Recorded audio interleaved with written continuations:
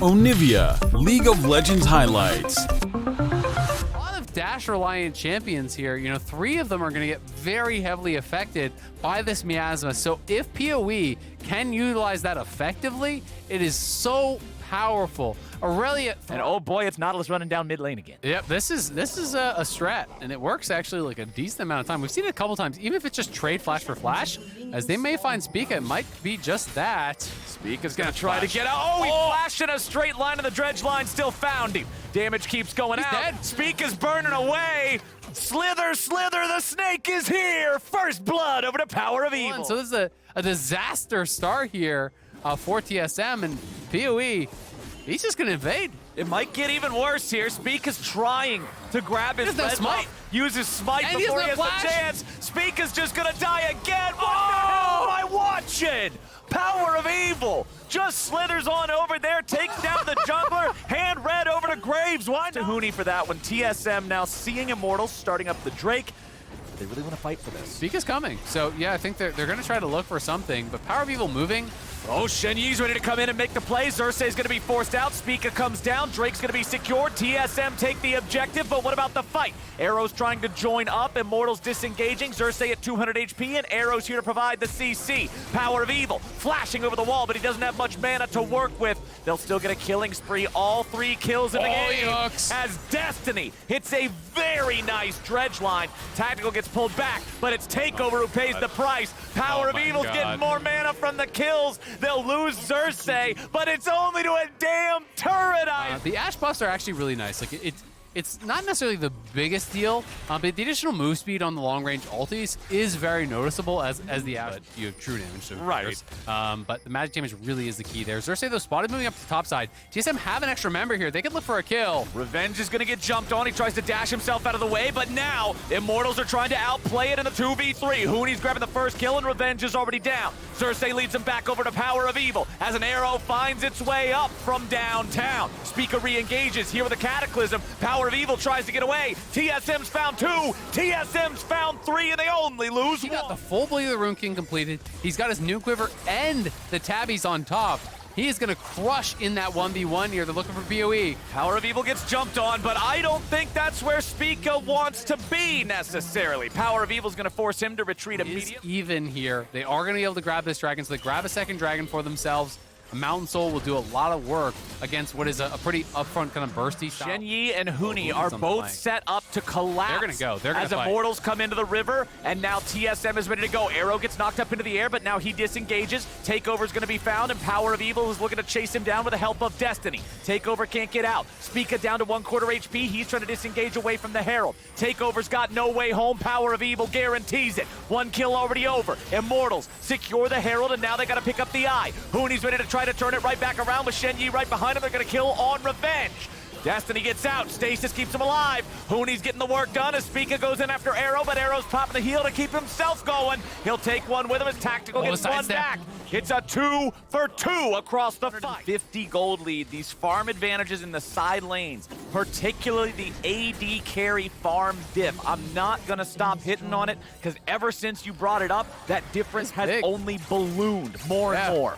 So much advantage for TSM just in that, but Arrow's got a good stun here on the Tactical. They won't be able to follow it up. Shen Yi's ready to turn it around. Zap into the Super Mega Death Rocket, and Arrow nearly dies. He'll try to get away with under 50 HP remaining, call it 26. Benefits of these early shenanigans. Your team is losing. It's time to step up. His champion does work very well into what TSM is trying to do. That similar with Tanky Rise, right? Where it's like, oh, this keeps you safe, allows you to play aggressive. They're going to look for a dive here on Huni. We'll see if they can follow through on it. They want to make sure that Power of Evil's not the one starting up tanking it. They want to allow him to maximize DPS, and he'll do just that. However, a 3-man play on bottom side from Immortals means a 4-man play on Baron from TSM. There's pings coming out.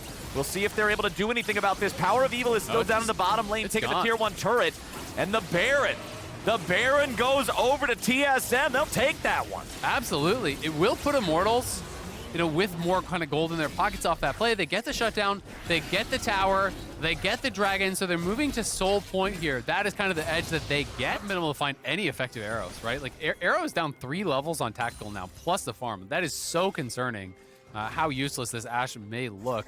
And he's hit a couple different arrows on Tactical, but it's never been in a position where someone's there to follow up. So Tactical doesn't even cleanse. Like, he just sits on it. They're going to look for Tactical now, though. Xerxes coming on the flank. Tactical has already used his Gale Force. He's used his Flash. He's trying to get away, but Xerxes on top of it. Shen Yi falls. Tactical falls. TSM loses both bottom laners. Is here, just going back into lane. Instant heal back to full. Oh, they're Rise ulting on him. And they're ready to dive Revenge. He wants to get away from the 1v3. The arrow coming in to stun up Huni.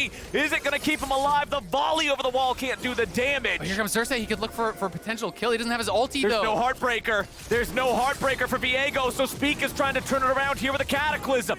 Destiny joins up, but now he's got to be careful. Takeover's very powerful. Power of Evil's on the other end of the map. They do not have their ace in the hole. This is the Cassiopeia. This is the one that determines the fights. And with him not there, TSM picks up the kill and picks up the tier 2. The push is not done. They're saying if Power of Evil wants to stay in the top lane, end the game we're going to stay here in the bottom lane. TSM, they're just going to break into the base. Immortals, what are we doing, my friends? Power of Evil's trying to deal with Tactical. The Everfrost isn't going to find him. Miasma, yeah, it'll do a little bit of damage. Power of Evil taking 3 or 4 turret shots. TSM just walked into the base and took the in-hit from the other side, clearing out a ward on the bottom side of mid lane, making his way through the river now. Tier 2 turret is going to fall in the mid lane. Immortals lose that one to minions, so TSM not going to pick up any extra local gold from the take. Huni now positioned next to the Blast Cone and ready to go. However, the collapse is there. They found Shen Yi. He can't survive. An arrow's going to be jumped on, but it's not going to matter. Huni at least picks up one, but Xerxes goes on a killing spree. He's going to get another. Free firing. Huni's still fighting. Double kill back over to Irelia. Will it be a triple kill over to Irelia? Yes, it will. TSM rips Immortals apart with a quadra kill for Huni. They're going for the Windflowers. Huni is in the base here. Can they actually close it out? 20 seconds. I spoke too soon. I don't think they actually close it, but it's the quadra from the Aurelia. Absolute monster fight there from Huni. That was incredible from TSM. Most one-sided starts we have seen in a long time. TSM are poised to take this game. This is just incredible. What a comeback from TSM. Being this aggressive player who can just take over a game. TSM needed him to do it. He was really the only one in the position to do so, and he has looked incredible, but they've got to be able to close this one out. They're pushing in 3 lanes. Mid lane inhibitor tower is down. 3rd inhibitor about to be cracked. Now, we do need to remember that that bottom lane inhib is just about to respawn. There's about 10 seconds left on that one, so if Immortals can shoo them away somehow, they will at least not have to deal with the double super minions for very long. However, TSM is looking to just keep this party going all night long. They're still in the enemy base. They still got the Baron here for the next minute and 15. Stun up onto Huni. This is very important. That's a valuable target, but they aren't going to be able to find the damage. Huni stays alive. TSM still looking to go for the kill, still looking to find the ability to save Huni's life to the death dance, but Guardian Angel is going to bring him back anyway. Xerxes about to die, the Heartbreaker to try to get away, but Speak is going to chase him down. Revenge for the very start of the game. The ace for nothing for TSM and a 2-0 weekend. What a weekend for TSM. You can hear the chants almost. TSM fans have absolutely got to be popping off. And what a turnaround for this team in the midst of so many problems, so much controversy surrounding TSM.